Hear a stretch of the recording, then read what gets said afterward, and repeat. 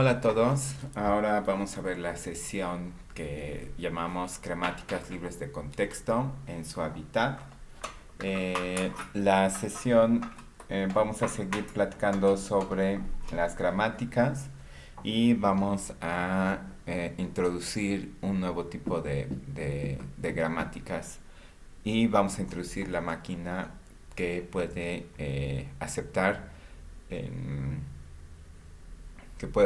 lenguajes libres de contexto. Entonces,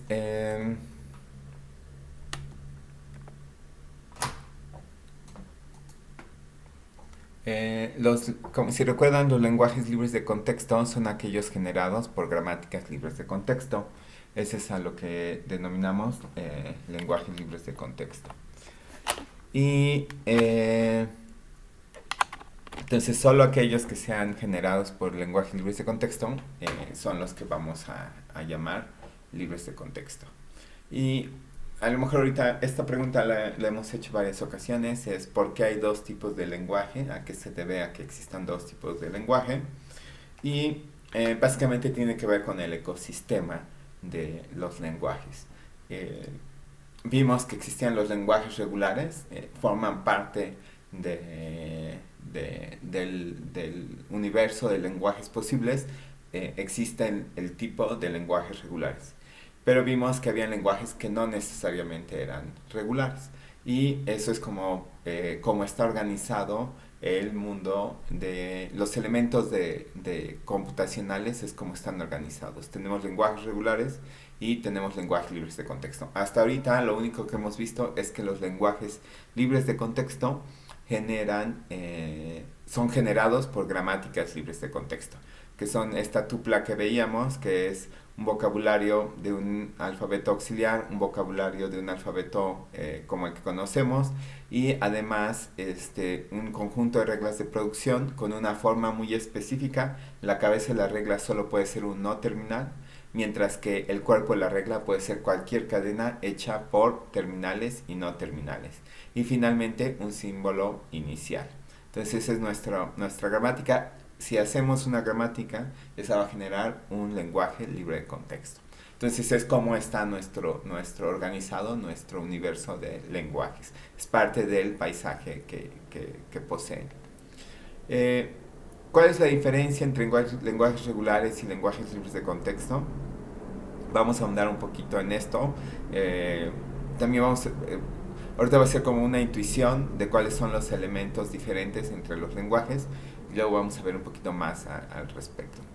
Entonces podemos pensar a los lenguajes regulares como legos, que son piezas que podemos poner juntos y podemos hacer cosas muy complicadas que acepten lenguajes muy complicados, como lo ilustra esta imagen, ¿no? Vemos que en este caso se ha elegido hacer esculturas en base a legos, ¿no? Entonces es posible construir cosas muy complejas con nuestros lenguajes regulares, nada más que tenemos que hacer parte por parte. Y también vamos a tener esto que vamos a poder construir puentes. Ahorita voy a regresar a esta metáfora. Eh, lo que tenemos es que tenemos una multitud de opciones para hacer nuestras máquinas, ¿no? Tenemos piezas, podemos escoger y podemos construir lo que queramos. Ahora, por otro lado, ¿qué hacen los lenguajes libres de contexto? Los lenguajes libres de contexto están más preocupados por guardar la estructura, por definir esta estructura. En nuestros ejercicios hemos visto que hay una forma de equilibrio, ¿sí? Si una parte de la cadena contiene cierta información, otra parte de la cadena debe contener esa información. Entonces esa estructura la comunicamos a través de nuestra gramática la puede comunicar. Entonces, cuando necesitemos ese tipo de estructura, estamos ante un lenguaje libre de contexto. Ahora, sin embargo, si recuerdan, el ejemplo del puente requiere estructura. necesitamos una parte de la cadena que sea soportada o apoyada para el soporte por otra parte de la cadena, ¿sí? Entonces, es posible construir estructuras con nuestros lenguajes regulares, pero es un poquito como lo muestra esta imagen.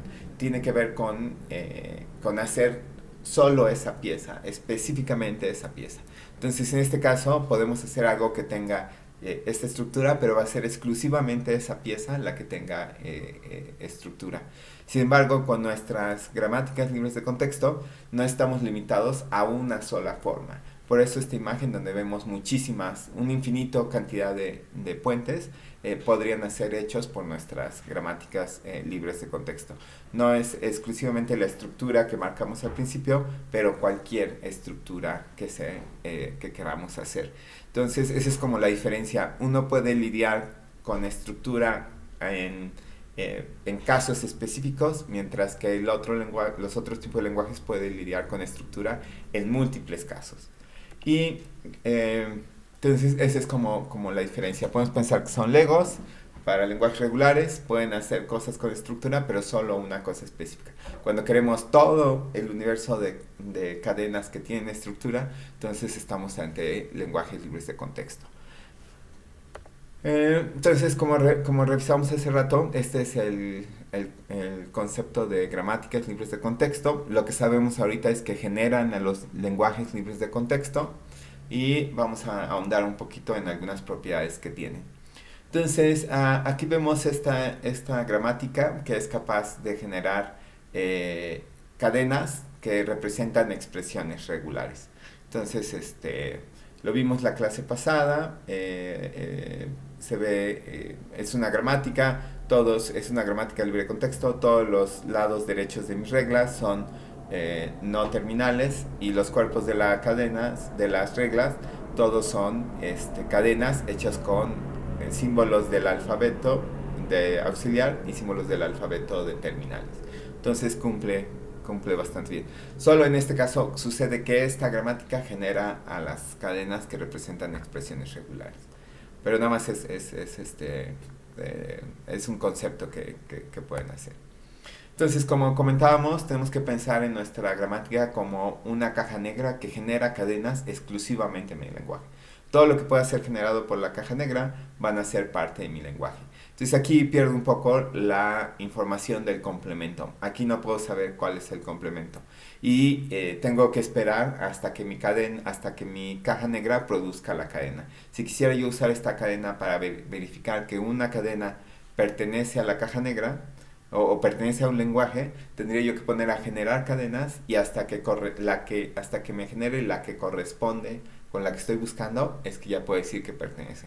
Pero si no me la genera, pues estaré yo ahí mucho tiempo esperando a que la genere. Entonces no tengo relación con el complemento. Cosa que las máquinas que vimos, en particular los autómatas finitos, sí establecían una relación entre las cadenas aceptadas y las cadenas rechazadas. Aquí no tengo esa relación. Entonces, aquí vemos unas derivaciones. Esta es una derivación por la izquierda, tomando la opción de ir por la izquierda. La pueden seguir y al final obtenemos esta cadena, que es la unión entre el lenguaje A y el lenguaje AB, ¿sí? Es una simple derivación que generó esta cadena. Si lo derivo por la izquierda. Si le derivo por la derecha, puedo también llegar al mismo resultado.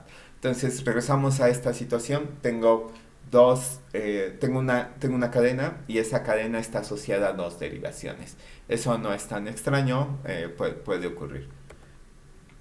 Y si grafico sus árboles de derivación, sus árboles de derivación son idénticos. Contienen la misma estructura, aunque haya escogido ir por la izquierda o haya escogido ir por la derecha. Entonces tengo exactamente el mismo árbol de derivación.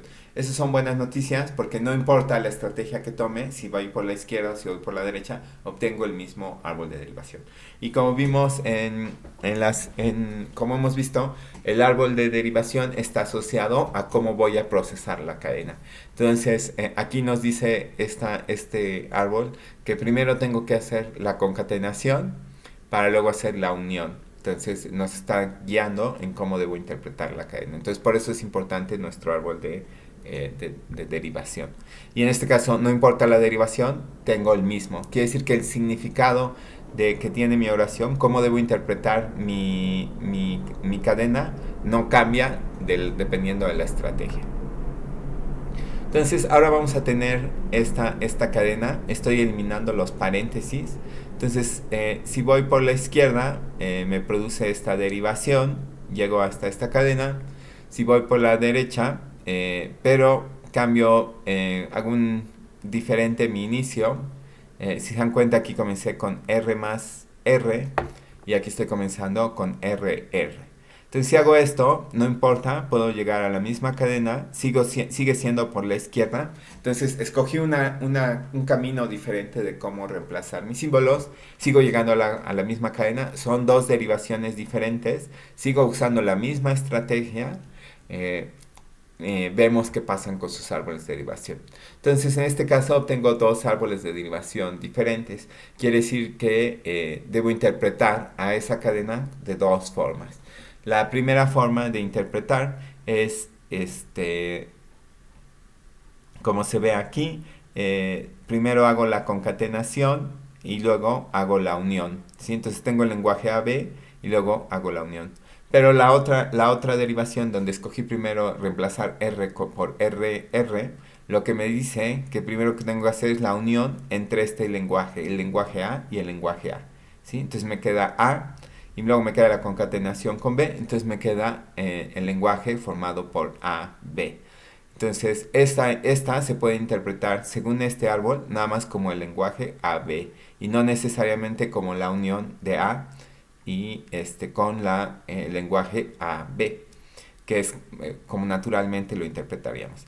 ¿Qué es lo que está pasando? Lo que está pasando es que nuestra gramática no está incorporando la priorización de las operaciones. Nosotros sabemos que es más prioritario hacer la concatenación. Entonces concatenación va primero y luego va la unión, que nos lleva a este árbol.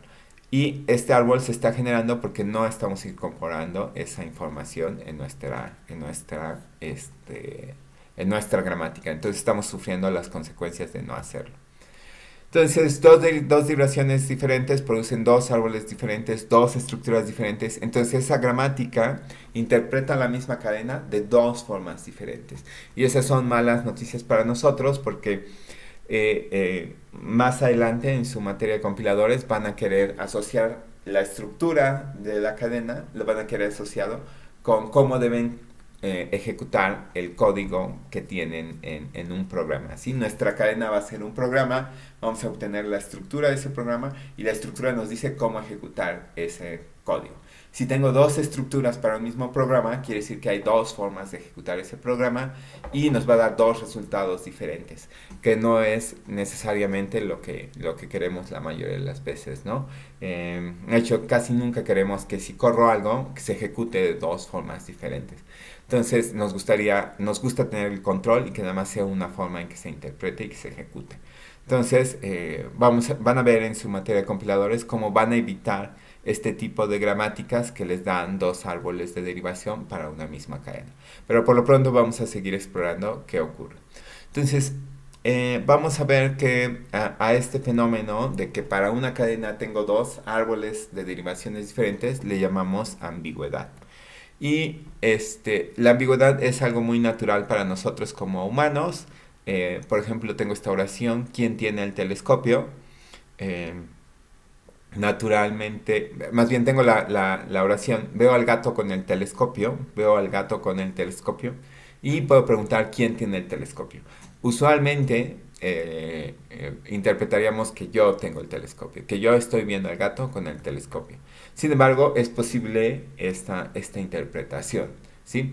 Tengo la misma oración, pero la puedo interpretar de dos formas. A eso es lo que llamo ambigüedad. Se arman diferentes estructuras de la oración. Se arma esta estructura donde esto tiene que ver con análisis sintáctico del lenguaje natural. Veo que hay un verbo y el verbo toma dos argumentos. a lo que estoy viendo y con el instrumento que lo estoy viendo. Pero también puedo tener esta estructura donde tengo el mismo verbo, pero ahora tomo lo que estoy viendo únicamente. Y lo que estoy viendo tiene un instrumento o tiene una cosa, en este caso el telescopio. Entonces puedo interpretar a esta oración de la misma, con dos estructuras diferentes y dos significados diferentes. Resulta que no es tan ajena para nosotros la ambigüedad. Ocurre algo muy gracioso con la ambigüedad. Ustedes encontramos divertida la ambigüedad. Como humanos es algo que nos causa diversión. Por ejemplo, esta secuencia de oraciones: ¿cómo te llamas? María de Los Ángeles. Y la persona responde: yo soy Carlos de Nueva York. ¿Sí? Entonces vemos que Carlos confundió, interpretó de una forma no común la respuesta de María, ¿no? María de Los Ángeles generalmente lo interpretamos como un solo nombre. Carlos escogió interpretarlo como un nombre y la ciudad de donde es. Entonces complementó su respuesta dando su nombre y la ciudad donde es. Entonces vemos cómo ese cambio de interpretación y no tomar la ruta más común, cuando nos damos cuenta que eso pasó, nuestro cerebro produce diversión. Aquí hay otro ejemplo. Dice: oye, pues mi hijo en su nuevo trabajo se siente como pez en el agua. Entonces la otra persona, con curiosidad, le dice: ¿qué hace? Nada. ¿Sí? Entonces ven cómo se cambia el significado. Entonces estamos aprovechando que está el pez y el agua y que dice nada, y lo podemos interpretar como que está nadando o que no está haciendo nada. Entonces, ese juego de interpretaciones, a nosotros como humanos, la evolución nos ha significado que nos parezca muy gracioso y nos causa diversión. De alguna forma la ambigüedad son como las cosquillas del cerebro, ¿no? Ustedes han visto que les hacen cosquillas, se ríen de forma involuntaria, igual con ambigüedad.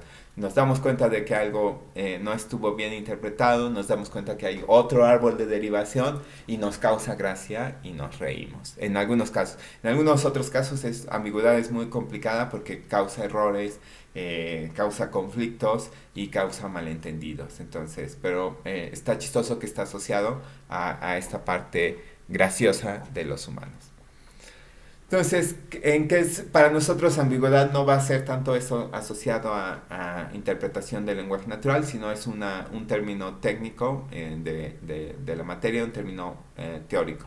Entonces vamos a decir: una gramática es ambigua si para cuando menos una cadena del lenguaje que representa esa gramática tiene más de un árbol de derivación. Entonces yo tengo mi gramática genera un montón de cadenas. Si para una cadena, con una sola cadena, que genere más de dos árboles de derivación, no derivaciones, árboles de derivación, si para una gramática, para todas las cadenas que genera una sola cadena genera dos árboles de derivación, decimos que se trata de una gramática ambigua, ¿sí? Entonces, estamos dando la propiedad de ambigüedad a la gramática, ¿sí? La cadena es la que tiene dos interpretaciones, pero es porque la gramática está generando esas dos derivaciones, esos dos árboles de derivación. Entonces, estamos diciendo que la gramática es la que es ambigua. ¿Sí? Esa es una cosa muy importante. Nuestra cadena también va a ser ambigua porque tiene dos derivaciones, pero porque esa cadena tuvo dos derivaciones, ahora también extiendo la propiedad y la que es ambigua es mi gramática. Entonces, la gramática libre de contexto que genera expresiones regulares, la que vimos en este momento, que vimos que generaba dos árboles para la cadena A más AB, es ambigua, ¿sí? Esa que definimos es ambigua porque para esa cadena nos está generando dos árboles diferentes, entonces es una gramática ambigua. No solo la cadena es ambigua, la podemos leer de dos formas diferentes, sino nuestra gramática también es ambigua. Hay un Malas noticias, no existe un algoritmo para reducir gramáticas ambiguas a no ambiguas. ¿Sí? No existe un procedimiento establecido que nos permita reducir de gramáticas ambiguas a no ambiguas. No ambiguas es algo que nos gustaría, quiere decir que para ninguna cadena genera dos árboles de derivación. ¿Sí? Para ninguna, absolutamente ninguna. Entonces nos gustaría tener gramáticas no ambiguas, sobre todo como decíamos en el caso de lenguajes de programación, nuestros lenguajes de programación nos gustan que no sean ambiguos. Entonces, no tenemos un algoritmo que pueda tomar una gramática y reducirla a una gramática no ambigua. Toma una gramática ambigua y la reduzca a no ambigua. Sin embargo, sí tenemos algunas estrategias, como les decía, en compiladores, en su materia de compiladores, mucho va a ser en definir solo gramáticas no ambiguas. Una estrategia es incorporar priorización en nuestras reglas. Entonces, aquí vemos una nueva gramática, también genera las expresiones regulares y ya vemos que es un poquito más complicada. Lo que estamos tratando de hacer es embeber la priorización en las reglas. Entonces queremos que una parte del árbol se encargue de las uniones, luego otra parte se encargue de las concatenaciones y finalmente una de las cerraduras. ¿Sí? Vamos a ver cómo funciona esto. Entonces tengo estas reglas. Estas reglas son similares a las que teníamos. Ya una vez que definí que va un terminal, pues nada más genero el terminal que me toca. Pero estas son las interesantes. Entonces, ahora voy a partir de una expresión y voy a generar un término. ¿Sí? Este tipo de nomenclatura de expresión, término y factor lo van a encontrar en muchas gramáticas. Es la forma como incorporamos este concepto de priorización. Entonces voy a decir, una expresión puede ser un término solito o puede ser una expresión con unión con un término. ¿Sí? Entonces se dan cuenta, si sigo generando expresiones, todas mis expresiones se van a encargar de las uniones. ¿Sí? Y como comienzo con la expresión, ese es mi símbolo inicial, las expresiones, las uniones van a quedar hasta arriba del árbol. ¿Sí? Hasta arriba del árbol se van a encargar de hacer las uniones. Luego voy a poder pasar, en el momento que quiera, puedo pasar a términos. ¿Sí? Términos lo que van a hacer es que van a permitir las concatenaciones. Términos van a ser encargados de las concatenaciones. ¿Sí? Entonces, ya que hice todas mis sumas, que definí todas las uniones, ya que tengo todas las uniones, en esos elementos de las uniones lo que voy a poder poner son concatenaciones. Entonces puedo empezar a expandir. Entonces hasta arriba están las uniones, abajo de las uniones están las concatenaciones. Y una vez que tengo las concatenaciones, puedo pasar al término de factor. Y en los factores voy a poner las cerraduras. ¿Sí? Voy a hacer todas las cerraduras necesarias. ¿De acuerdo? Hago todas las cerraduras necesarias hasta que decida yo poner los no terminales, que son los que van hasta abajo del árbol. Entonces con eso estoy poniendo la jerarquización. Como lo que más abajo quedan las cerraduras, entonces mayor prioridad tienen las cerraduras. Luego las concatenaciones y finalmente las uniones, que esa es la priorización que nos interesa. Ahora, muy importante es esta regla. Esta regla con paréntesis, cuando incorporo paréntesis, me permite regresar a mi regla. Entonces yo voy a tener un árbol, aparece en paréntesis, y en ese árbol voy a poder permitir que aparezcan uniones, cerraduras, uniones, concatenaciones y cerraduras de nuevo. Bueno, como que reseteo la jerarquía y digo, adentro de este paréntesis pueden aparecer de nuevo las expresiones con la jerarquía que establecí. Entonces, estamos usando los símbolos auxiliares. Esta pregunta había salido antes. Estamos usando los símbolos auxiliares para controlar en qué momento aparecen. Y con eso estamos incorporando nuestro concepto de jerarquización, de priorización de las expresiones. Con esta nueva gramática la comparamos. Se dan cuenta, estos se parecen mucho a estos. Solo estas se redujeron. Ya no tengo R's, ahora tengo T's, F's. ¿Sí? Tuve que introducir estos nuevos símbolos y esos nuevos símbolos se encargan de la expresiones, términos y factores. Ahora, si vemos, podemos hacer ahora la derivación por la izquierda de esta expresión y ya no tengo la opción de escoger entre, si se acuerdan, antes tenía yo la opción de escoger entre R más R o RR. Aquí ya no tengo esa opción. Aquí nada más puedo escoger la unión. Entonces tengo que comenzar con la unión. La unión me dice puede haber una expresión de este lado o puede haber un término. Acuérdense que los términos son las concatenaciones. Entonces, como ya no voy a hacer más uniones, me decido por hacer el término. Entonces, este término se va a convertir en factor, luego se va a convertir en no terminal y va a aparecer la unión de la. Pero todavía tengo esta T. Esta T es un término que permite una concatenación. Entonces, ejecuto la concatenación, reemplazo T por TF y podría yo ir concatenando más cosas, pero no es necesario. Nada más necesito concatenar dos elementos, A y B. Entonces me queda FF. Y en este caso se introdujeron los paréntesis. No estoy seguro, pero aquí ya se pueden haber reemplazado por B y pudo haber llegado por A y B directamente. No es necesario esto de los paréntesis. Quedó aquí mal la cadena. O déjenme ver la siguiente. Ah, no, sí, debe ser sin paréntesis. Entonces aquí vemos cómo es el árbol de derivación para esta cadena y como se darán cuenta, este árbol de derivación es único. Para esta cadena es único. Entonces, esta gramática ya no es ambigua. De hecho, esta gramática únicamente para cada expresión regular produce una sola cadena, una sola árbol de derivación. Entonces, por cadena tenemos un árbol de derivación, nunca produce dos árboles de derivación.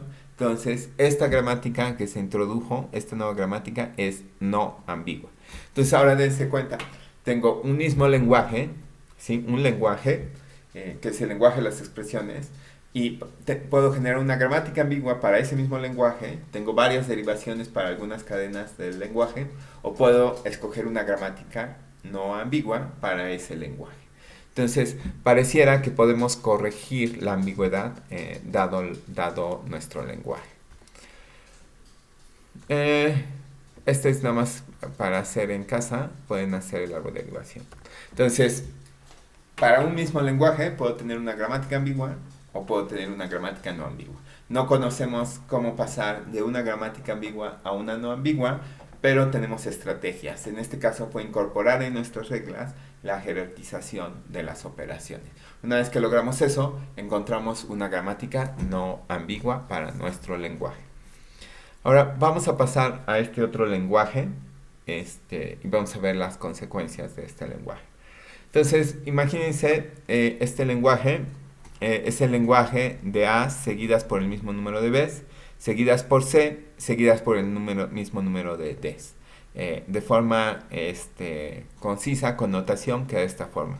Tengo una parte que es de As, tiene cierta cantidad de As, y es seguida por una parte de Bs que tiene exactamente el mismo número de As. Luego es seguida por una parte de Cs, y luego por una de Ds, pero las Ds tienen exactamente el mismo número de Cs. Entonces, esto es posible, este es un lenguaje, estamos viendo que están equilibrando A's y B's y luego C's y D's, entonces esto es un lenguaje regular, un lenguaje libre de contexto, perdón. Aquí podemos ver la gramática que lo genera, vemos que podemos hacer de una regla con dos partes, la parte de A's y B's y la parte de C's y D's. La parte de A's y D's sabemos la gramática, entonces nada más usamos A's y B's y lo hacemos de forma recursiva hasta que decimos parar, y la parte de C's y D's lo hacemos con la Z y ponemos C's y D's hasta que paremos y paramos de poner C's y D's con el épsilon. Entonces tenemos una gramática que genera a este lenguaje. Ahora vamos a pensar en este otro nuevo lenguaje. Tengo el lenguaje de A's, un número de A's, luego seguidas de un número de B's, luego ese número de B's está seguido exactamente por el mismo número de C's, y luego viene D's que tiene el mismo número que A's, ¿sí? Ese es nuestro lenguaje en este caso, ¿sí? También podemos hacer una gramática, es un poquito más complicado porque ahora necesitamos poner coordinar primero las A's y las D's, ya que tenemos los mismos números, poder poner los mismos números de C y D. Entonces la gramática que nos queda es la que aparece aquí. Parto de R y pongo A y D, ¿sí? Entonces genero tantas A's como D's necesite, y cuando esté listo me paso a S. S lo que se va a encargar es de generar el mismo número de B's y de C's. Y con eso termino mi gramática que genera este lenguaje. ¿De acuerdo? Entonces, tengo este tipo de cadenas, tengo una gramática, tengo este tipo de cadenas, tengo otra gramática. Ahora, lo que quiero hacer es una gramática que acepte a ambos lenguajes, ¿sí? Que acepte a los que vienen coordinados A's y B's con A's y B's coordinadas, C con D's coordinadas, quiero que también acepte cadenas donde estén A's y D's coordenadas y B's y C's coordenadas. Entonces, nada más necesito hacer la unión. Tengo dos lenguajes libres de contexto y quiero hacer la unión de esos lenguajes libres de contexto. Entonces vamos a ver qué pasa. Entonces lo único que tenemos que hacer es crear un nuevo inicial que voy a llamar i, y puedo escoger entre generar un lenguaje con las reglas o puedo escoger generar el otro lenguaje con las otras reglas. Aquí hay un error, este debió haber sido R, perdón. Este debió haber sido una R en lugar de la S. Entonces, de esa forma puedo generar ambos lenguajes, ¿sí? O genero de un lado o genero de otro lado. ¿De acuerdo? No hay ningún problema. Estoy introduciendo esta nueva forma de hacer unión. Tengo dos lenguajes, tengo dos gramáticas, genero un nuevo símbolo. Ya que tengo ese símbolo, puedo escoger entre generar el lenguaje con una gramática o generar el lenguaje con otra gramática. Es muy, muy directo esta forma de hacer unión. Ahora, ¿qué pasa si quiero generar esta gramática? Pues rápidamente me voy por la primera parte de la gramática y tengo esta derivación. Sin ningún problema puedo generar cuando están coordinadas A's y B's y C's y D's. Aquí queda su arbolito de derivación. Ahora, ¿qué pasa? Miren, aquí ya apareció la corrección, ya es R la correcta. Entonces, ¿qué pasa si quiero generar cuando están coordinadas A's y D's y B's y C's? Puedo hacer su derivación. Aquí es el paso crucial. Escojo ir por la R, que me permite generar ese tipo de cadenas, y genero la cadena sin ningún problema. ¿De acuerdo? Ahora, ¿qué pasa si quiero generar esta cadena? ¿Quién está coordinado con quién? Tengo dos opciones. Puede ser que las A's y las D's estén coordinadas y las B's con las C's. O puede ser que las A's estén coordinadas con las B's y las C's coordinadas con las D's. ¿Sí? Hay dos opciones para esa gramática. Aquí vemos cuando escojo que estén coordinadas A's con B's y C's con D's. Entonces aquí vemos se coordinan A's con B's y C's con D's en este arbolito. No hay ningún problema. Mi gramática lo permite, pero también permite que se generen con el otro camino. Es decir, con coordinadas A's y D's y B's y C's. Aquí vemos que A's y D's se coordinan y B's y C's se coordinan. Entonces, tenemos que nuestra gramática está generando una gramática, es una gramática ambigua, porque para algunas cadenas tengo dos árboles de derivación. No es tan mala noticia. Ya habíamos visto este caso con nuestras expresiones regulares. Sin embargo, para este lenguaje no existe forma de generar una gramática no ambigua. Nuestra experiencia con expresiones regulares es que tenía yo una gramática ambigua, pero encontré una gramática no ambigua, ¿sí? A través de la jerarquización. Ahora, para este lenguaje no existe una gramática no ambigua. La mejor gramática que podemos hacer siempre va a ser ambigua, ¿sí? Porque va a tener que decidir entre qué estoy haciendo y qué estoy haciendo. Entonces, no hay forma de hacer una gramática no ambigua para este lenguaje. Entonces, la pregunta, ¿quién tiene la propiedad de no ambigüedad? ¿La propiedad de no ambigüedad fue de mi gramática o es de mi lenguaje? En este caso, el lenguaje es el que es inherentemente ambiguo. Este lenguaje que vimos es inherentemente ambiguo, ¿sí? Lo único que vamos a poder generar, nuestra mejor solución va a ser una solución de una gramática ambigua y no vamos a poder generar una no ambigua. Para agraviar más las cosas, no podemos diferenciar, dado un lenguaje, no podemos diferenciar si ese lenguaje va a ser ambiguo o no va a ser ambiguo. Tenemos que demostrar que es ambiguo y que no va a existir esa gramática. Entonces, son malas noticias para nosotros porque nosotros podemos proponer un lenguaje, puede ser un lenguaje ambiguo y podemos con nuestras estrategias tratar de hacerlo no ambiguo, pero nuestras estrategias no van a ser suficientes. Y vamos a invertir mucho tiempo y va a resultar que es ambiguo. Inherentemente el lenguaje es ambiguo. Entonces ya no solo la gramática es ambigua, sino el lenguaje es ambiguo, ¿no? Y tenemos que estar pendientes de qué caso es cuál. Entonces, eso ocurre con gramáticas. Con gramáticas. Entonces, gramáticas pueden ser ambiguas. Bueno, las cadenas pueden ser ambiguas si aparecen dos árboles de derivación. Si aparecen dos árboles de derivación, quiere decir que nuestra gramática fue ambigua, pero nuestro lenguaje también puede ser ambiguo. El que puede ser ambiguo desde su inherentemente puede ser el lenguaje. Entonces, nada más vamos a encontrar gramáticas ambiguas y entonces algunas cadenas van a ser ambiguas. A veces es no ambiguo, entonces vamos a poder encontrar a lo mejor una gramática ambigua al principio, pero luego la podemos hacer no ambigua a través de nuestra experiencia y a través de algunas estrategias para quitar la no ambigüedad. Ahora, vimos en nuestro ejemplo que teníamos dos lenguajes, ¿sí? Y los unimos, ¿sí? Teníamos dos gramáticas para esos lenguajes y los unimos, ¿sí? Con esta estrategia de generar un nuevo símbolo y ese símbolo poner dos nuevas producciones, uno para la primera gramática y otro para la segunda gramática. Entonces eso está interesante porque podemos unir lenguajes representados por dos gramáticas, ¿sí? Si podemos unir, lo podemos concatenar y lo podemos hacer cerradura. Entonces resulta que sí, podemos incorporar nuestras operaciones de lenguajes regulares en nuestras gramáticas. Entonces si yo tengo dos gramáticas, sí, cualquiera, yo puedo hacer la unión de esas dos gramáticas. Lo único que tengo que hacer es introducir estas nuevas reglas de producción. Pongo un nuevo símbolo inicial y ese símbolo inicial voy al primer símbolo de la primera gramática y al segundo símbolo de la segunda gramática. ¿De acuerdo?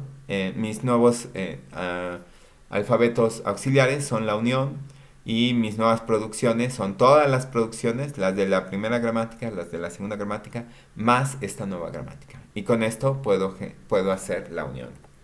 Pero además puedo hacer la concatenación. Si yo tengo una gramática que genera un lenguaje, tengo otra gramática que genera otro lenguaje, puedo generar esta nueva gramática que genera la concatenación del lenguaje de la primera gramática con el lenguaje de la segunda gramática. Y vemos que lo único que hay que hacer es meter este nuevo símbolo y de ese símbolo poner primero cadenas del primer lenguaje seguidas de cadenas del segundo lenguaje. Entonces de esa forma tengo la concatenación. Entonces tengo unión, tengo concatenación, pero además puedo tener cerradura. ¿Cómo hago cerradura? Yo tengo un lenguaje, ¿sí? Representado por una gramática. Quiero permitir que haya repeticiones de cadenas de ese lenguaje. Entonces lo que puedo hacer es tengo el mismo vocabulario auxiliar, el mismo alfabeto, tengo mis reglas de producción de la primera gramática y voy a agregar estas dos nuevas producciones. La primera regla de producción usa el nuevo símbolo inicial que dice un nuevo símbolo inicial va a generar primero una cadena de mi lenguaje original y luego seguida de una cadena de este mismo lenguaje. Entonces estoy usando esa recursividad para permitir repeticiones de mi cadena, ¿sí? Pero acuérdense, la cerradura permite repeticiones, pero también permite la cadena vacía. Entonces tengo que permitir que esta regla de producción se convierta en cadena vacía. Entonces, con esta regla, voy permitiendo repeticiones de cadenas de mi lenguaje. Entonces tengo unión, concatenación y cerradura. Las tres operaciones de mi lenguaje. Entonces la siguiente pregunta es, tengo los símbolos, los lenguajes básicos. Entonces Entonces resulta que tengo los lenguajes básicos también. Si quiero generar el lenguaje vacío, nada más no pongo reglas de producción. Si no incluyo reglas de producción, produzco el lenguaje vacío. Si quiero generar el lenguaje de la cadena vacía, nada más necesito una regla que genere a la cadena vacía. Si quiero generar un símbolo del alfabeto, nada más pongo una regla de producción que vaya del inicial a ese símbolo del alfabeto. Entonces tengo mis tres reglas, mis tres operaciones y mis tres símbolos. ¿Qué quiere decir eso? Quiere decir que las gramáticas libres de contexto contienen a los lenguajes regulares, ¿sí? No están separados, ¿sí? Las gramáticas libres de contexto incluyen a los lenguajes regulares. Incluyen a todos los lenguajes regulares porque los pueden generar. Si yo parto de gramáticas básicas y usando mi composición de gramáticas de mis tres operaciones, puedo generar gramáticas que generen exclusivamente lenguajes regulares.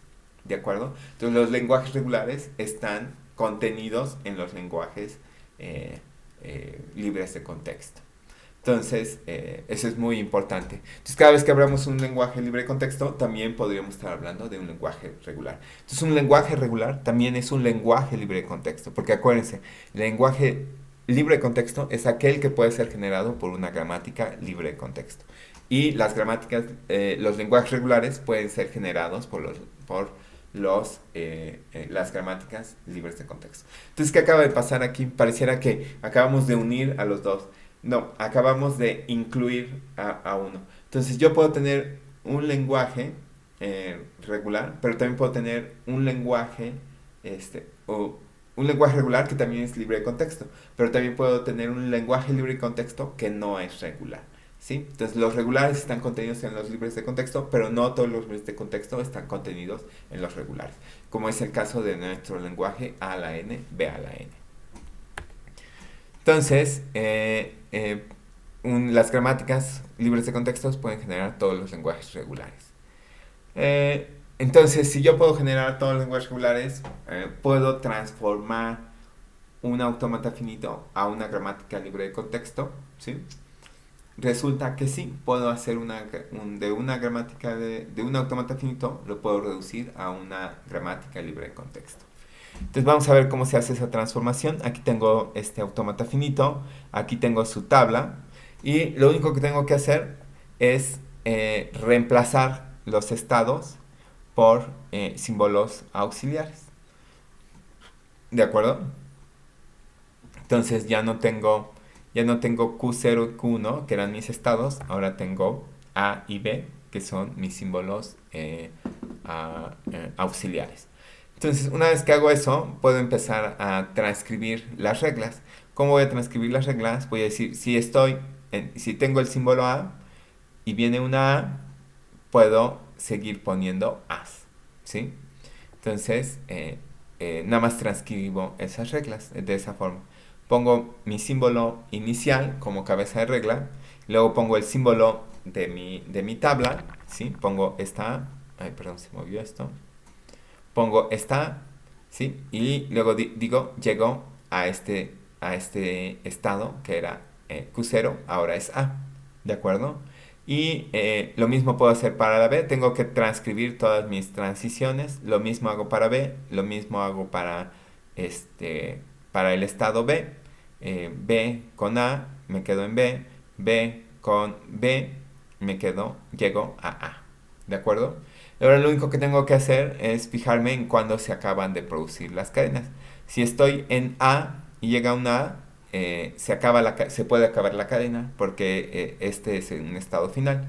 Y si estoy en B y llega una B, también se puede acabar la cadena porque A es final, ¿sí? Entonces, en todos en los que aparezca A como al final de mis reglas, necesito agregar esas reglas como si no permitiera yo que se generara más cadena. Entonces elimino esas y me queda A que genera A que genera A, B que genera B, B que genera B, ¿sí? Eliminando estas. Entonces esta es la gramática que genera a mi autómata finito. Entonces de un autómata finito puedo encontrar su gramática libre de contexto. Aquí veo la derivación para esta cadena. es muy, muy directa. Se dan cuenta, siempre tengo un terminal, un no terminal, como parte de mi cadena. Entonces, siempre voy a tener ese no terminal, porque siempre estoy reemplazando un terminal con un no, un no terminal con un no terminal. Entonces siempre tengo un no terminal hasta que decido acabar mi cadena. Entonces decido acabar mi cadena y ya no quedan no terminales. Entonces, eso es como transformó un autómata finito, una gramática libre de contexto. Entonces, dado un autómata finito, podemos encontrar una gramática libre de contexto. Dado una gramática libre de contexto, podemos encontrar un autómata finito. Aquí va a depender, no siempre, ¿sí? Si yo tengo una gramática libre de contexto, no siempre voy a poder encontrar un autómata finito, porque no todas las gramáticas libres de contexto generan lenguajes regulares. Entonces, si tengo una gramática que genera algo que no es regular, no voy a poder encontrar su autómata finito. Tiene que ser una gramática que genera un lenguaje regular, para ese sí voy a encontrar su autómata finito. Entonces, no siempre puedo hacer. Si la gramática genera un lenguaje regular, sí voy a poder. Si la gramática libre de contexto genera un lenguaje regular, sí voy a poder generar su autómata finito. ¿Cómo hago de gramática libre de contexto autómata finito? Va a ser solamente voy a poder generar mi gramática, mi autómata finito, si mi gramática tiene esta forma, ¿sí? Tiene un no terminal, luego viene un terminal y un no terminal, o viene un no terminal, viene un terminal. Si todas mis reglas tienen esta forma, si todas mis reglas tienen esa forma, entonces sí puedo encontrar el autómata finito que acepta a ese lenguaje. Entonces tengo la gramática libre de contexto con esta forma que genera el lenguaje, entonces puedo generar el autómata finito que acepta a ese lenguaje. Y nada más tengo que transcribir, un poquito hacer ingeniería en reversa de cómo hicimos la transcripción de autómata finito a gramática libre de contexto. Entonces, lo que siempre sí puedo hacer es todo autómata finito lo puedo poner como una gramática libre de contexto. ¿Por qué? Porque los lenguajes regulares están contenidos en las gramáticas libres de contexto. Ahora, a las gramáticas que tienen esta forma, le denominamos gramática regular, ¿sí? Entonces, si mi gramática tiene esta forma, también la llamo gramática regular. Es una gramática libre de contexto. Las gramáticas regulares están contenidas en las libres de contexto. Si se dan cuenta, sigue obedeciendo las reglas. Dice un no terminal en mi cabeza y una cadena hecha por terminales y no terminales en el cuerpo. Nada más que ahora mis gramáticas regulares todavía restringen más y dicen no puede ser cualquier cadena, solo aquellas que tienen esta forma. No terminal, más bien terminal, no terminal o terminal, ¿sí? Esa es la forma que deben tener. Entonces, vemos que para obtener gramáticas libres de contexto, para obtener gramáticas regulares, tenemos que restringir más la forma de mis reglas de producción. Entonces, restringo más mis reglas y obtengo las gramáticas regulares que generan exclusivamente lenguajes regulares. Estas gramáticas no pueden generar lenguajes no regulares. Como A a la N no las puedo generar usando estas reglas, ¿de acuerdo? Porque estas son equivalentes a los autómatas finitos y los autómatas finitos no pueden generar ese lenguaje. Entonces, es una consecuencia de que estas coincidan con los autómatas finitos. Entonces, esta es la definición de gramáticas regulares, se parece mucho. Lo único que cambia es la forma de mis reglas, ¿sí? Lo único que estoy cambiando es que ahora ya no permito cualquier forma, sino esta forma explícitamente. Entonces, eso es lo que tenemos con gramáticas. Vamos a regresar a gramáticas después, pero este es básicamente lo que tenemos. Entonces, encontramos las gramáticas que son equivalentes a los autómatas. Este elemento que genera, encontramos las gramáticas regulares que son equivalentes a los autómatas finitos. Pero nosotros tenemos las gramáticas libres de contexto, donde hay más lenguajes que no están en las gramáticas regulares. Entonces ahora lo que queremos encontrar es la máquina que es equivalente, que puede aceptar a todos los lenguajes generados por las gramáticas libres de contexto. Mis autómatas finitos aceptan a todos los lenguajes generados por gramáticas regulares. Ahora quiero encontrar a la máquina que acepta a todos los lenguajes generados por las gramáticas libres de contexto. Entonces, eso es lo que vamos a ver rápidamente. A esto se le conoce como autómata de pila, ¿sí? Este va a ser un nuevo autómata. eh, Va a ser una nueva máquina que va a aceptar a los lenguajes que generamos con nuestras gramáticas libres de contexto. El nombre de esta máquina se llama autómata de pila. Donde pila debemos pensar en este sentido de apilación, ¿sí? Apilo cosas. Eh, y no tanto como baterías, ¿no? No tienen que ver con energía, sino tienen que ver con apilar cosas. Entonces, esta es la definición de mi autómata de pila. Es una tupla, como hemos estado haciendo en el curso. Es una tupla de 7 elementos. Ya se complicó más de lo que estamos acostumbrados. Con autómatas estábamos en 5 elementos, con gramáticas 4 elementos. Ahora llegamos a 7 elementos. Lo bueno es que se repiten varios de los que ya conocemos. El primer elemento es un conjunto de estados finitos. Excelente, tenemos estados finitos. Entonces, esto quiere decir que el autómata de pila es una máquina de estados finitos. Sigo teniendo un conjunto de estados finitos finito, ¿no? Entonces, eso es muy, muy importante. Entonces, tengo un conjunto de estados finitos. Sigma, un alfabeto de símbolos terminales, son buenas noticias para nosotros. Estamos acostumbrados a sigma. Luego tengo gamma, que es un alfabeto de pila, ¿sí? Esto ya no es tan natural para nosotros. En particular se está hablando de un alfabeto y se está hablando de un alfabeto de pila, ¿sí? ¿Qué es eso de pila? Ahorita vamos a ver. Pero no estamos no es raro para nosotros encontrar un alfabeto auxiliar. Entonces podemos pensar en este como nuestro alfabeto de no terminales. En este caso es un alfabeto de pila, ¿no? Ahorita vamos a ver lo de la pila. Luego definimos un estado inicial. Buenas noticias para nosotros. Estamos acostumbrados a estados iniciales. De mis estados, un estado inicial. En esta definición falta los estados aceptores. Ahorita lo revisamos. Bueno, antes de los estados aceptores viene Z0, que es un símbolo inicial de la pila.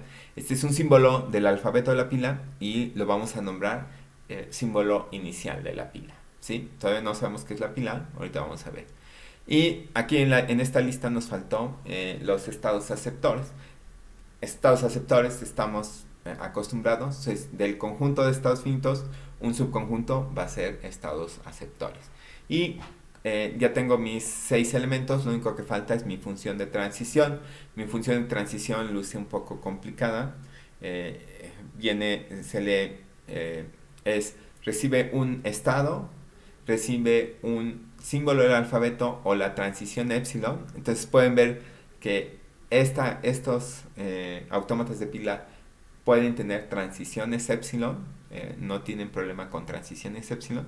Entonces, estado, veo un estado, veo un símbolo o la transición epsilon y luego veo la pila, ¿sí? Veo un símbolo de la pila. ¿Qué símbolo voy a ver de la pila?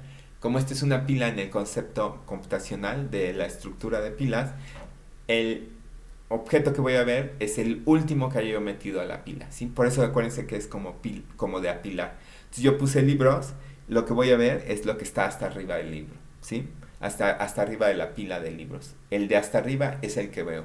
Entonces yo veo ese símbolo de la pila y lo que me permite hacer es ir a un nuevo estado y me permite modificar mi pila, ¿sí?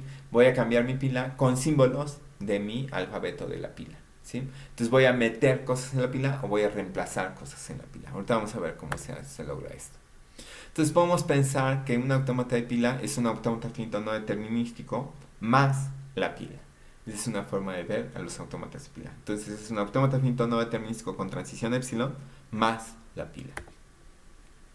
Entonces vamos a ver nuestro primer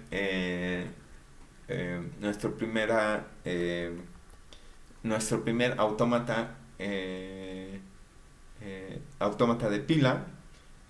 Podemos reconocer inmediatamente los estados. Aquí vemos que está nuestra pila, lo vamos a representar de esa forma. Y aquí podemos ver cómo está nuestras transiciones. Nuestras transiciones lucen diferente porque antes nada más tenían un alfabeto del símbolo, ahora tienen un alfabeto del símbolo, ¿sí? Tienen el símbolo de la pila, lo que debería estar en la pila, y luego viene esta diagonal que representa una operación de reemplazo. Lo que vi en la pila lo reemplazo por esto, ¿de acuerdo? Entonces aquí, si vi una Z0, lo estoy reemplazando por una AZ0. Que efectivamente esta AZ0 lo que quiere decir es un push.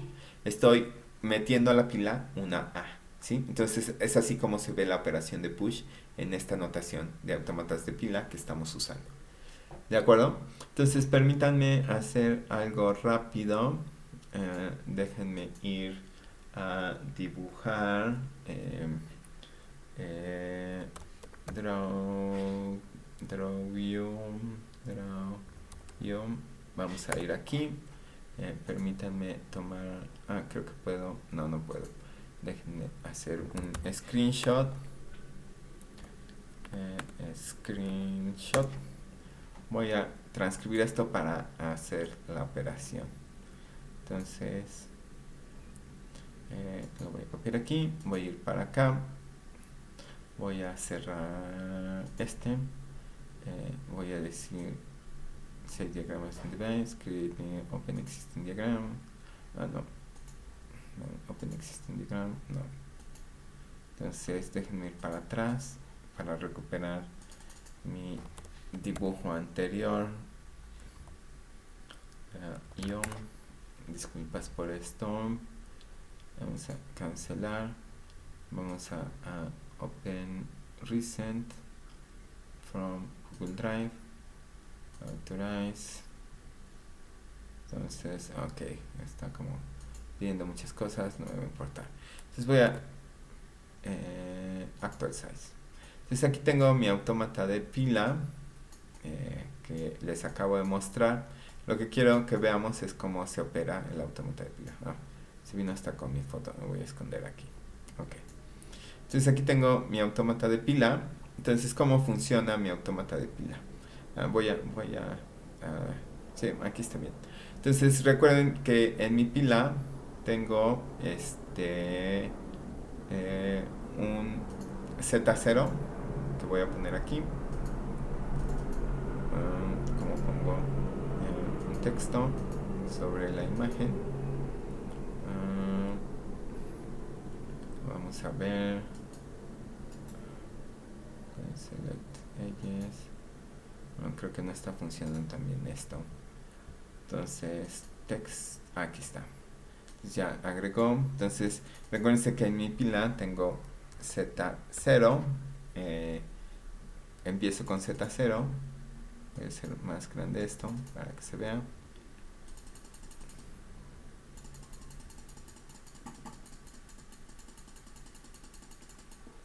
Entonces aquí pueden ver que tengo Z0 en mi pila.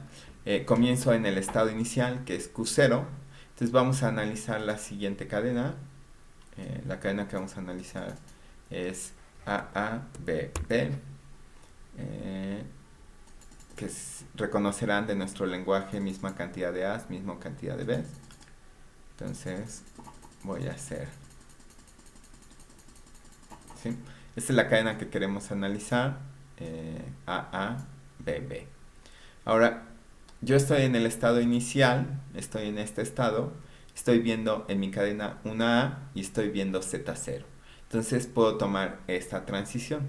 Lo que estoy viendo A, ¿sí? La primera A, estoy viendo Z0, puedo tomar esta transición. Lo que me dice la regla es reemplaza ese Z0 por un AZ0, que efectivamente, o sea, de forma efectiva lo que hace es que agrega una A la pila, ¿sí? Entonces, estoy usando la pila para llevar la cuenta de cuántas A's he visto. En este momento he visto una A, ¿de acuerdo? Ahora, ya estoy aquí, ya llegué a la segunda A, en ese momento estoy viendo la segunda A y ahora estoy viendo una A en la pila. Si yo me pongo hasta arriba de la pila, lo que alcanzo a ver es la A. No veo la Z, no veo AZ0, lo único que estoy viendo es la A. Entonces, puedo usar esta transición. Dice, si estás viendo una A y estás viendo hasta arriba de la pila una A, puedes reemplazar esa A por otra A. Entonces, de manera efectiva, lo que pasa es que meto una segunda a mi pila, ¿sí? Eso es básicamente lo que está pasando. Déjenme la pongo. Ahí quedó una muy pequeña. Ahí está. Entonces, hasta ahora, este es el estado de mi pila. Tengo dos A y una Z0, ¿sí? En mi pila. Y estoy en Q0 todavía, porque la transición me regresó a Q0, pero ahora estoy viendo B. Avancé en mi cadena. Entonces, estoy viendo B, ahora estoy viendo A. Ya no puedo tomar ninguna de estas dos transiciones, tengo que tomar esta transición. ¿Y qué me dice? Me dice, esa A que estás viendo en la pila, reemplázala por épsilon. Entonces, efectivamente, esta forma de transición lo que hace es un pop. Él borra un elemento de la pila. Entonces, voy a borrar el primer elemento de la pila. Déjenme... ahí está. Entonces, ya no estoy viendo la segunda A que metí, ya desapareció. Ahora encuentro la primera que borré por esta transición, pero ahora estoy en Q1 y ya no estoy viendo la primera B, ya estoy viendo la segunda B. Entonces lo que me dice, si ves una B y ves una A en la pila, bórrala de nuevo.